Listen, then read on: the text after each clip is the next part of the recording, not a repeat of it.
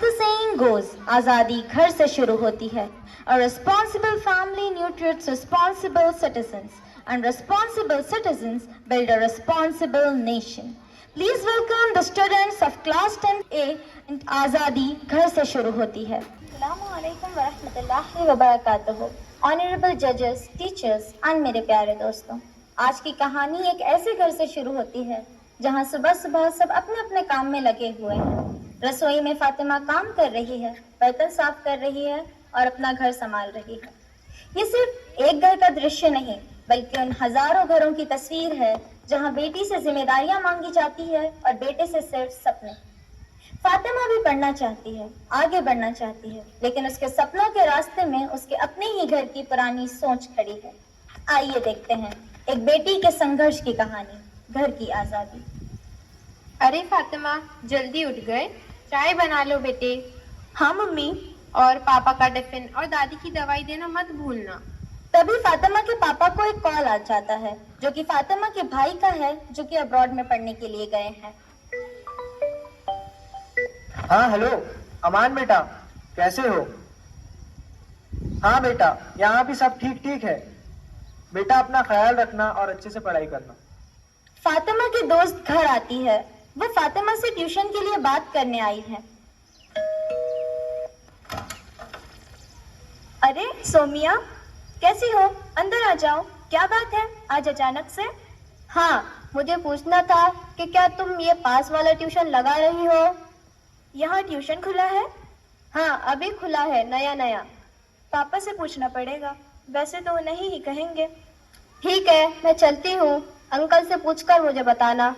फातिमा सोच में पड़ जाती है कि अब पापा को कैसे मनाऊं, और फातिमा की चाची जो वहीं खड़े होकर फातिमा और उसके दोस्त की सारी बातें सुन रही होती है. फातिमा, क्या सोच रही हो? कुछ नहीं, सोच रही हूँ ट्यूशन ज्वाइन कर लूँ. ये ख्याल अपने दिमाग से निकाल लो तो ही अच्छा है. भैया तुम्हें कभी हाँ नहीं कहेंगे. पैसे के झाड़ पे उगते. क्या हुआ बहू? आपकी पोती बड़े बड़े ख्वाब देखने लगी है. क्यों बहू? कहती है ये पास वाला ट्यूशन ज्वाइन करेगी ताकि आगे पढ़ सके. नहीं नहीं, बाप के पैसे खर्च क्यों करना? यही पैसे जोड़ जोड़ कर तुम्हारे दहेज का थोड़ा बहुत बंदोबस्त तो कर लेंगे. हमारे जमाने में तो बेटियों को स्कूल तक नहीं भेजा जाता था. तुम तो खुश नसीब हो. दादी, चाची, ये दीदी की खुशनसीबी नहीं, उनका अधिकार है. बहुत जुबान चलने लगी है तुम्हारी. ऐसा बोलोगे तो ससुराल वाले कहेंगे माँ ने कुछ सिखाया नहीं. बेटी अपनी बात रखे तो कहते हैं कि ससुराल वाले क्या कहेंगे, और बेटा रखे तो मेरा बेटा सेल्फ कॉन्फिडेंट है, खुद की लड़ाई लड़ रहा है. चुप हो जाओ बेटे. नहीं मम्मी, इसको बोलने दो. अगर ये आज नहीं बोलेगी तो कल आप लोग भी मेरे साथ वही करेंगे जो आज इसके साथ कर रहे हैं. क्या हो रहा है? इतनी खामोशी क्यों? कुछ नहीं बेटा, बस तुम्हारी बेटी बहुत ज्यादा जवाब देने लगी है. क्या बात है? तुम्हें इतना गुस्सा किस बात का? पापा, मुझे गुस्सा नहीं, बस इतना कहना है कि अगर बेटा कहे तो कॉन्फिडेंट और बेटी कहे तो बदतमीज क्यों? तुम कहना क्या चाहती हो? बस इतना कि मुझे अपनी पढ़ाई, अपने सपने और अपनी बात रखने का उतना ही अधिकार है जितना भाई को. ये गलत नहीं कह रही. फातिमा की मम्मी, तुम तो चुप ही रहो. और तुम दोनों अपनी जुबान पर लगाम दो. याद रखो, तुम लड़की हो, अपने हद में रहना ही तुम्हारे लिए बेहतर है.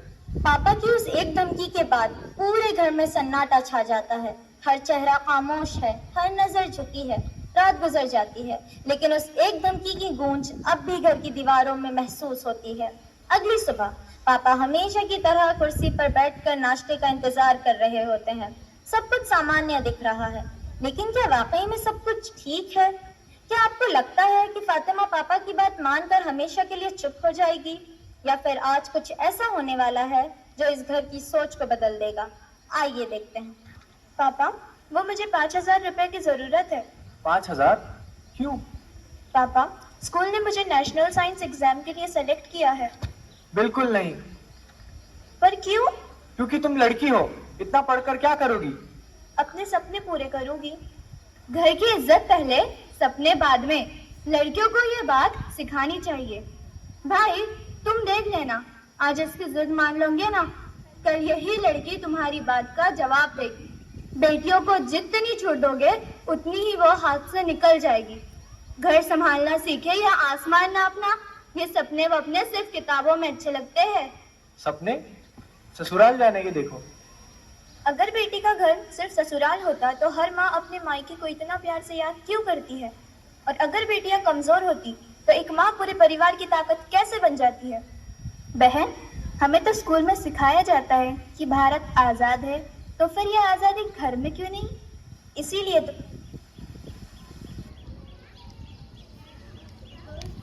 कहती हूँ, देश की आजादी तब तक अधूरी है जब तक हर बेटी को घर में आजादी ना मिले। तभी अचानक पापा का फोन बजता है। घर की खामोशी के बीच वो एक कॉल सबका ध्यान अपनी तरफ खींच लेती है। फोन फातिमा के स्कूल की टीचर का होता है। वो बताते हैं कि फातिमा को उसके शानदार प्रदर्शन की वजह से साइंस कैंप के लिए चुना गया है। ये मौका बहुत कम बच्चों को मिलता है और फातिमा ने उसे अपनी मेहनत से हासिल किया है। अब सवाल ये है, क्या पापा इस सपने को उड़ने देंगे या फिर एक बार फिर फातिमा के हौसलों को रोक दिया जाएगा? हेलो। गुड मॉर्निंग आजाद सर, बहुत बहुत बधाई। फातिमा को स्टेट स्कॉलरशिप के लिए चुना गया है। उसमें एग्जाम क्रैक करने की पूरी क्षमता है। कृपया आप उसका साथ दीजिए। जी, देखते हैं। पापा, प्लीज मुझे एग्जाम देने दीजिए। नहीं। पर क्यों पापा? कि मैंने अपनी बचत अमान की फीस के लिए रखी है। अगले महीने में मुझे उसकी फीस भरनी है। और मेरा फ्यूचर? लड़कियों का भविष्य उनकी शादी होती है। जी, दोनों बच्चों को बराबर मौका मिलना चाहिए। आज साइंस कैंप, फिर शहर के बाहर पढ़ाई, फिर देखना घर की दहलीज भी याद नहीं रखेंगी। बस इस बात पर और कोई बहस नहीं होगी। पापा गुस्से में बैठे हैं। फातिमा चुपचाप एक तरफ खड़ी है। तभी मिस्टर खान घर में आते हैं।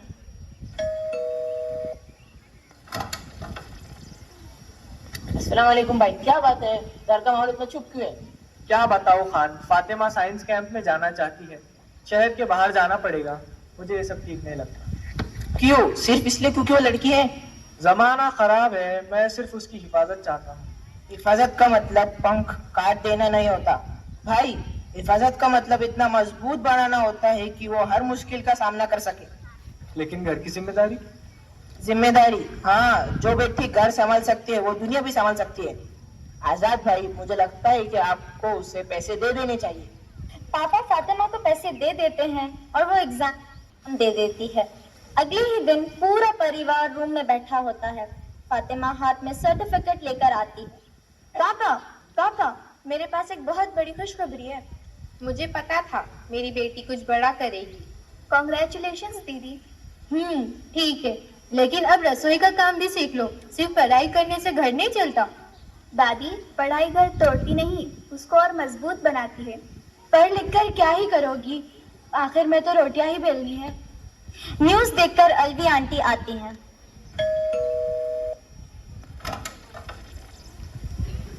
अस्सलाम वालेकुम रेहाना जी, सुना है फातिमा डिस्ट्रिक्ट टॉपर बनी है, बहुत बहुत बधाई।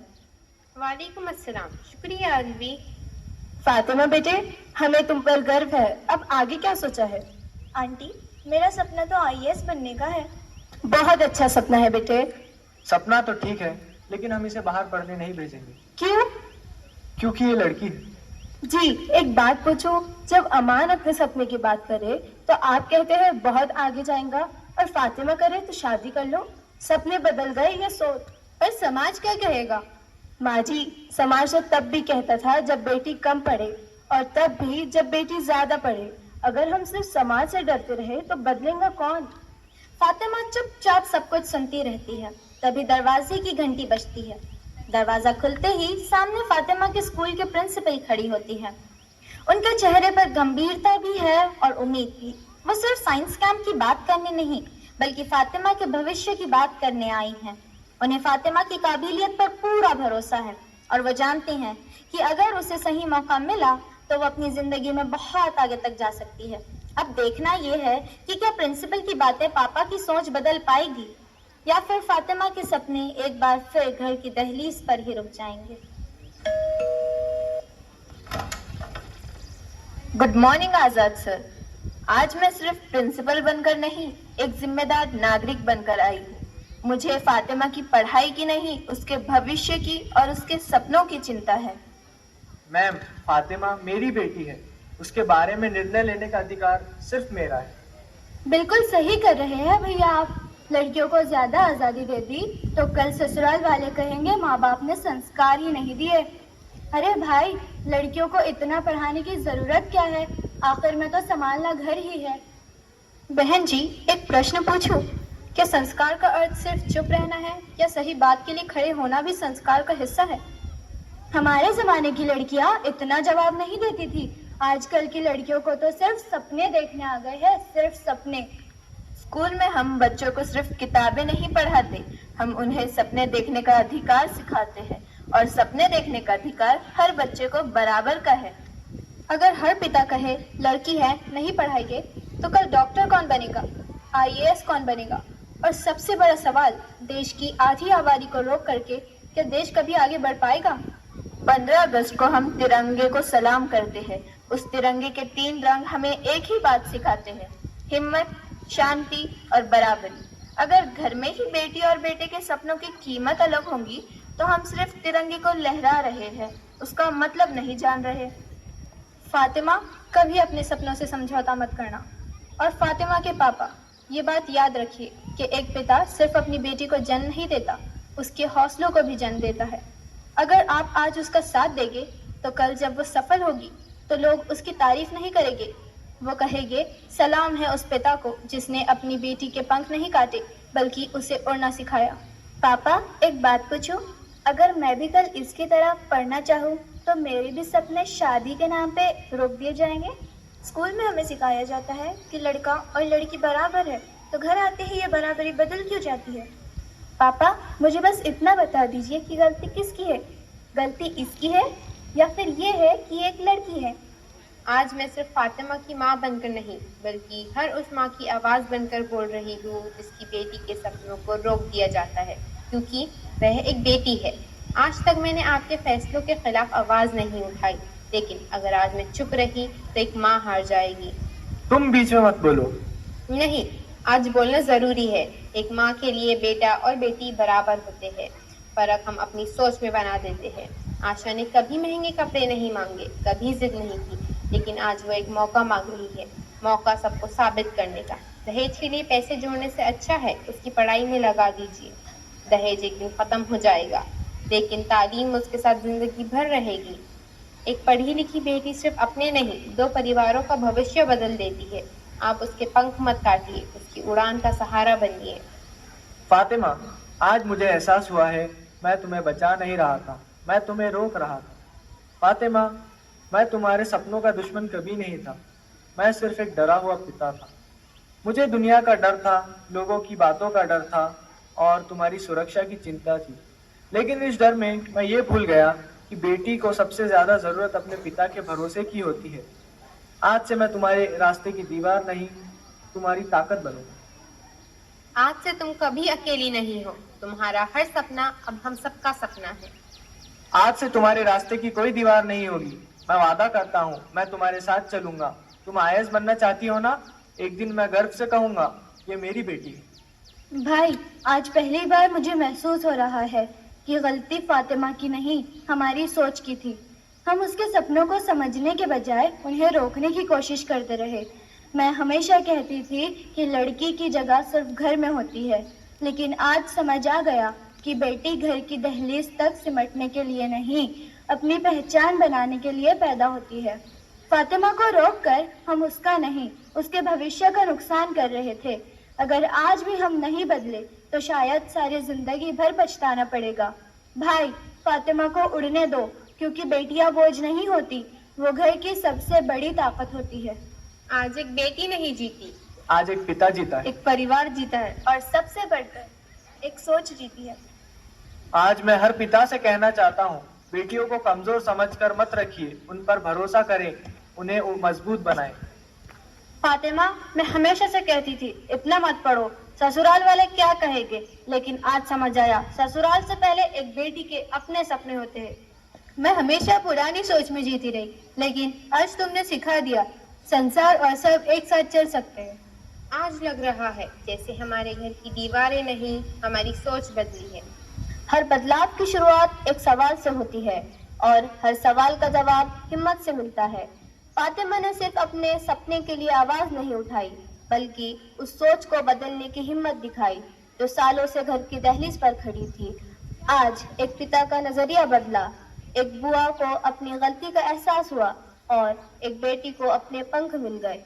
याद रखिए, बेटियों को रोकने से घर मजबूत नहीं बनता, उन्हें आगे बढ़ने देने से पूरा समाज मजबूत बनता है, क्योंकि असली आजादी तब शुरू होती है जब घर के अंदर बराबरी और भरोसा जन्म लेता है। अक्सर हम सोचते हैं कि दुनिया बदलनी चाहिए, लेकिन भूल जाते हैं कि दुनिया की शुरुआत घर से होती है। जब एक बेटी के सपनों को समझा जाता है, तब सिर्फ एक जिंदगी नहीं, बल्कि आने वाली पीढ़ियों का भविष्य बदलता है। फातिमा की जीत किसी एक लड़की की जीत नहीं, बल्कि हर उस बेटी की जीत है जिसे कभी ये कहा गया था कि उसके सपने उसकी जिम्मेदारियों से छोटे हैं। आज इस घर ने यह सिखा दिया है कि बेटियां बोझ नहीं, बल्कि घर की सबसे बड़ी ताकत होती है। इसलिए याद रखिए, आजादी का सबसे पहला कदम घर की दहलीज से शुरू होता है।